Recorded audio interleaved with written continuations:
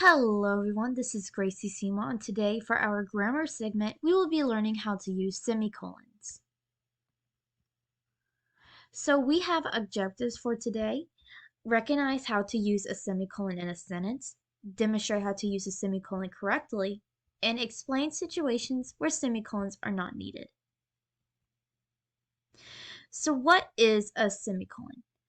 A semicolon, or this punctuation right here, is a punctuation used to join two related independent clauses. Now, independent clauses are clauses or sentences that can stand on their own. And a semicolon can make sentences appear more clear and organized.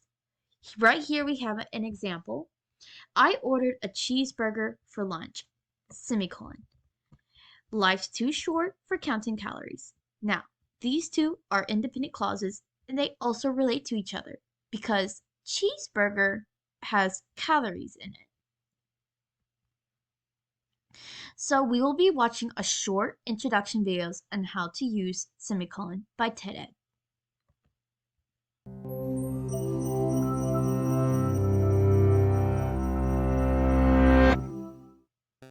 It may seem like the semicolon is struggling with an identity crisis. It looks like a comma crossed with a period. Maybe that's why we toss these punctuation marks around like grammatical confetti. We're confused about how to use them properly. In fact, it's the semicolon's half-half status that makes it useful. It's stronger than a comma and less final than a period. It fills the spaces in between, and for that reason, it has some specific and important tasks. For one, it can clarify ideas in a sentence that's already festooned with commas. Semicolons. At first, they may seem frightening. Then, they become enlightening. Finally, you'll find yourself falling for these delightful punctuation marks. Even though the commas separate different parts of the sentence, it's easy to lose track of what belongs where. But then the semicolon edges in to the rescue. In list-like sentences, it can exert more force than commas do, cutting sentences into compartments and grouping items that belong together. The semicolon breaks things up, but it also builds connections. Another of its tasks is to link together independent clauses. These are sentences that can stand on their own, but when connected by semicolons, look and sound better because they're related in some way. Semicolons were once a great mystery to me. I had no idea where to put them. Technically, there's nothing wrong with that. These two sentences can stand alone, but imagine they appeared in a long list of other sentences, all of the same length, each separated by periods. Things would get monotonous very fast. In that situation, semicolons bring fluidity and variation to writing by connecting related clauses. But as beneficial as they are, semicolons don't belong just anywhere. There are two main rules that govern their use. Firstly, unless they're being used in lists, semicolons should only connect clauses that are related in some way. You wouldn't use one here, for instance. Semicolons were once a great mystery to me. I'd really like a sandwich. Periods work best here, because these are two totally different ideas. A semicolon's job is to reunite two independent clauses that will benefit from one another's company, because they refer to the same thing. Secondly, you'll almost never find a semicolon willingly stationed before coordinating conjunctions. The words and, but, for, nor, or, so, and yet. That's a comma's place, in fact. But a semicolon can replace a conjunction to shorten a sentence or to give it some variety. Ultimately, this underappreciated punctuation mark can give writing clarity, force, and style, all encompassed in one tiny dot and squiggle that's just waiting to be put in the right place.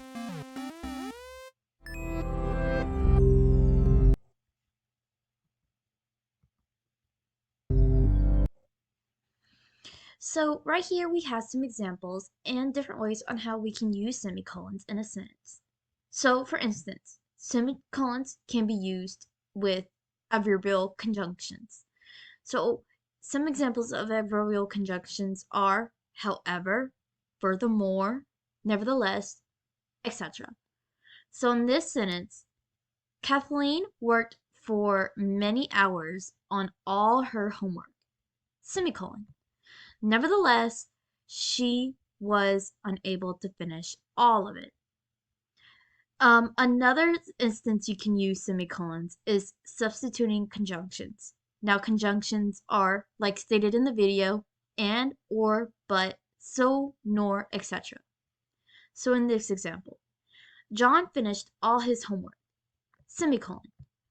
Kathleen did not finish hers. So right here where the semicolon is can be put the words but, and, yet, etc. But a semicolon can substitute that. Another instance where a semicolon can be used is in a list.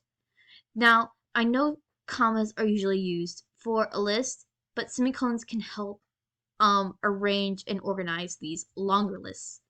So in this example, I need the weather statistics for the following cities: London, England, semicolon; London, Ontario, semicolon; Paris, France, semicolon; Paris, Ontario, semicolon; and Peru, Scotland, semicolon; Peru, Ontario.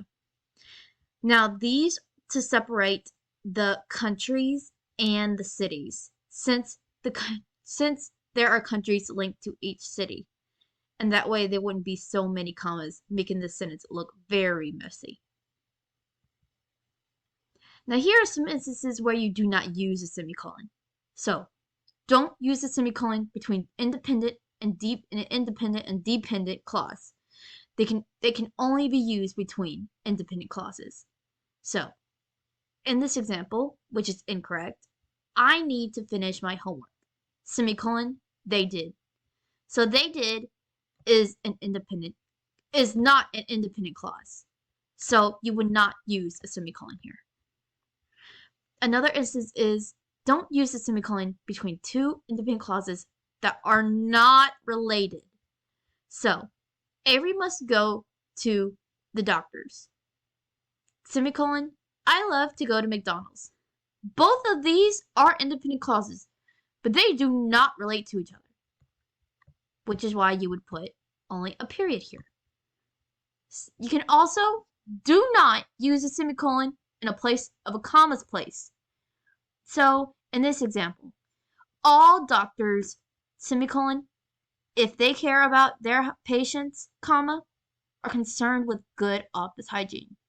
Now, you would put a comma here. You cannot use a semicolon every time where a comma is needed.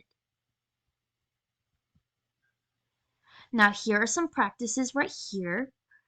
You can pause the video and practice on these 3 sentences, and you can unpause to see if you got them correct or not. Okay, so for our first sentence, she traveled extensively throughout Europe. However, her favorite destination remained Paris. So you would have a semicolon right here, because however is an adverbial conjunction. For our second sentence, he enjoyed hiking in the mountains. The sense of solitude and connection with nature was unparalleled.